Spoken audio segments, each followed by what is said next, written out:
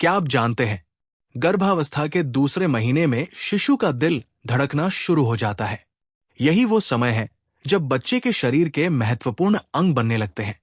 शिशु का विकास। गर्भावस्था के दूसरे महीने में शिशु बहुत तेजी से विकसित होता है। शिशु का दिल धड़कना शुरू हो जाता है। मस्तिष्क का विकास तेजी से होता है। हाथ और पैर बनने लगते हैं। आंख, कान और नाक की प्रारंभिक संरचना बनने लगती है।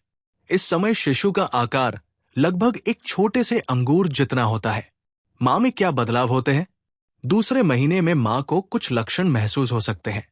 सुबह उल्टी या मतली, थकान महसूस होना, भूख में बदलाव, गंध के प्रति संवेदनशीलता।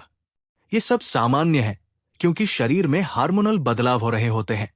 गर्भ संस्कार की शुरुआत।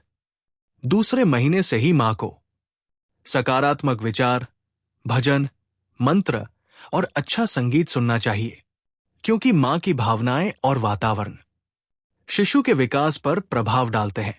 गर्भावस्था का दूसरा महीना शिशु के विकास के लिए बहुत महत्वपूर्ण होता है।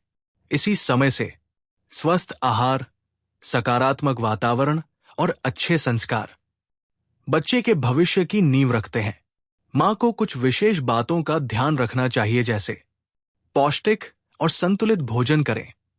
हरी सब्जियां, फल, दाल और दूध का सेवन बढ़ाएं। डॉक्टर की सलाह से फोलिक एसिड और जरूरी सप्लीमेंट लेते रहें। बहुत भारी काम, ज्यादा थकान और तनाव से बचें। पर्याप्त नींद और आराम लें। साफ सफाई का विशेष ध्यान रखें और बाहर का अस्वच्छ भोजन न खाएं। बिना डॉक्टर की सलाह के कोई भी दवा न लें।